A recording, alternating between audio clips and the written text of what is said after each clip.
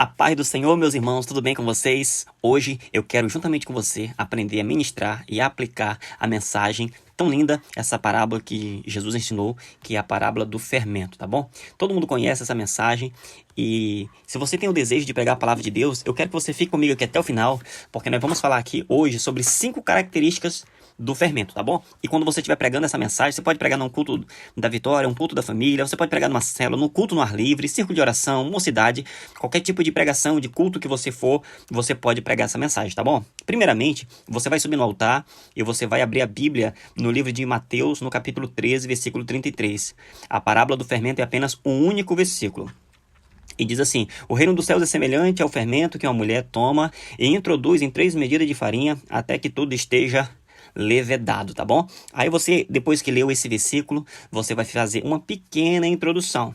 E a introdução se faz mais ou menos assim. Você vai falar assim: hoje nós vamos falar da parábola do fermento, meus irmãos.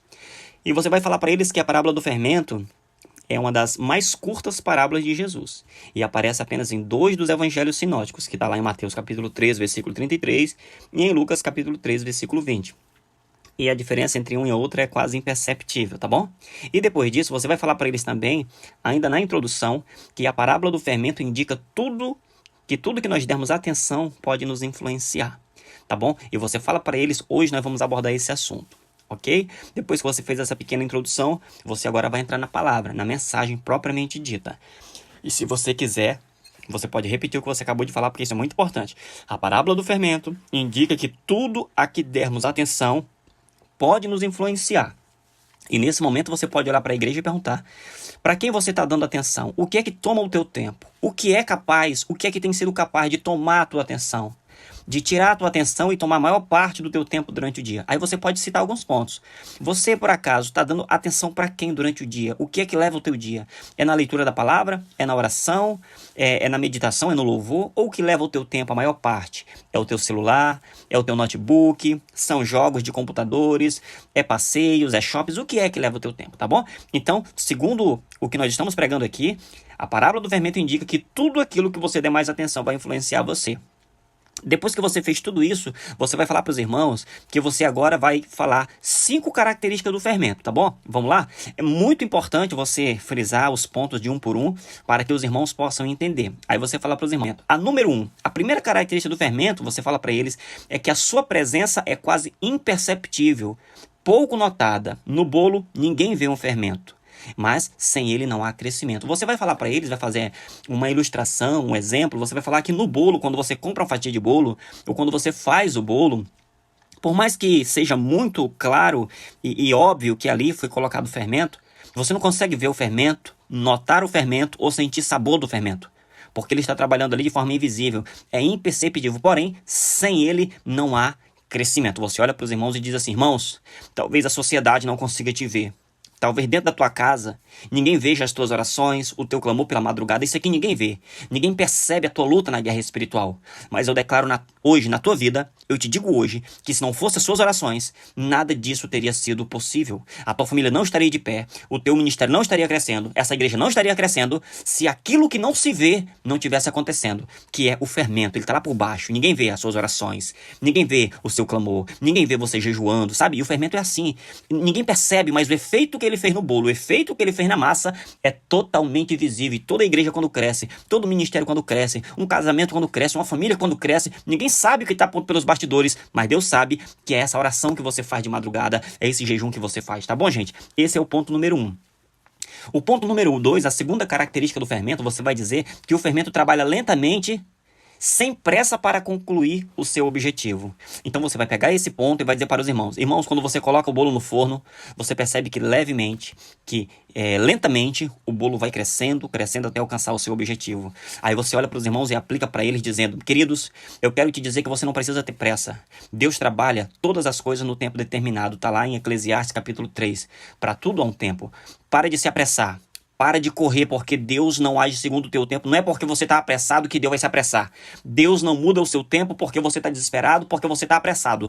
Haja no tempo de Deus. Você não precisa pedir para Deus se adequar na tua pressa. É a tua pressa que tem que se adequar no tempo de Deus. Então, você olha para os irmãos e diga assim: espere o tempo certo. Não se apresse, porque até um bolo, quando você tira do forno antes do tempo, você vai estragar esse bolo. Nem você pode tirar rápido demais e nem tarde demais. Em ambos os casos, você vai perder esse bolo. Então, o ponto número 2 é esse: trabalhe lentamente, sem pressa para concluir o seu objetivo.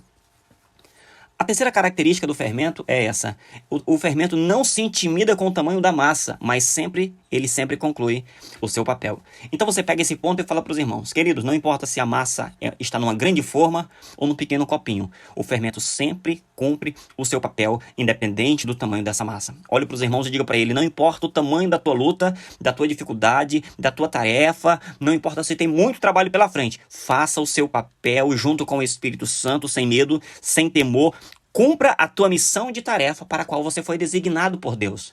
Não se preocupe se você está no grande ministério ou numa pequena salinha infantil. Cumpra o teu papel. Cumpra o teu propósito.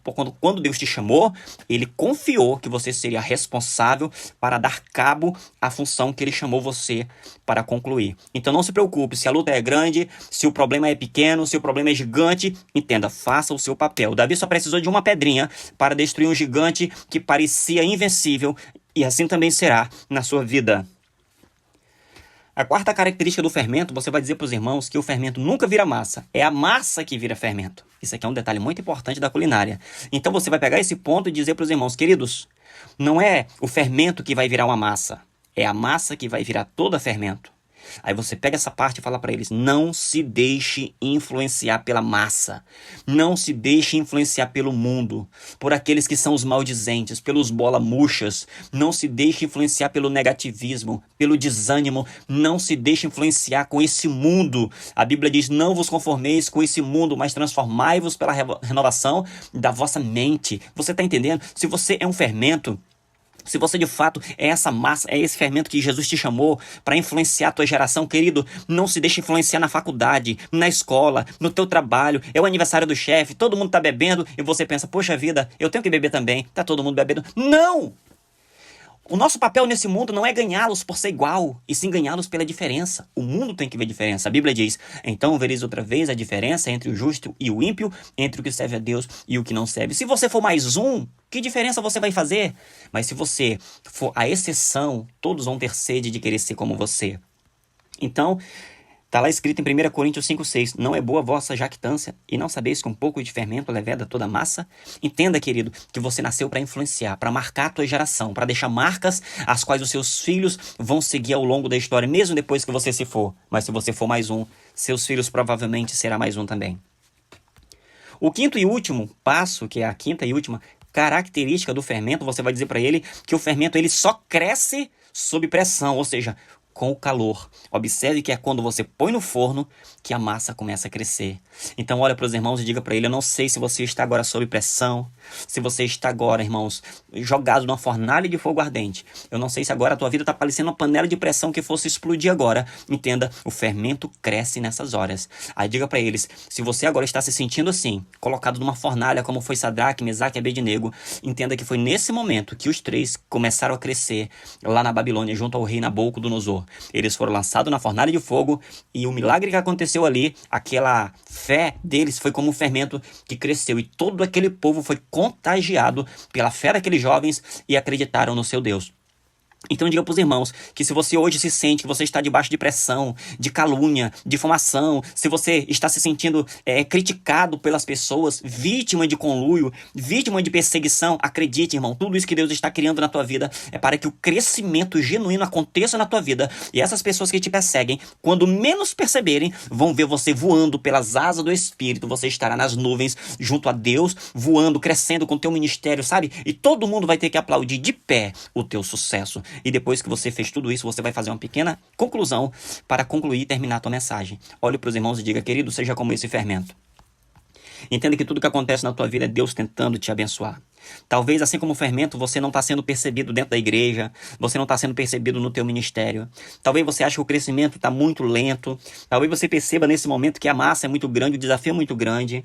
Talvez você perceba nesse momento que você está sendo influenciado por terceiros e está vivendo sob pressão. Tudo isso é característica de quem vai crescer, de quem nasceu para dar certo, de quem nasceu para ter sucesso em todas as áreas da sua vida. Chame o povo na frente, diga: venha na frente que eu vou orar pela sua vida e Deus te dará a vitória. Amém, meus irmãos? Você chama eles, ora por todo mundo e vai ganhar almas para Jesus. Tá bom, queridos? Se você gostou, curte esse vídeo, me ajuda compartilhando e se quer aprender mais, clica aqui no link nos comentários e adquira meu e-book O Segredo dos Pregadores. Deus te abençoe e até a próxima.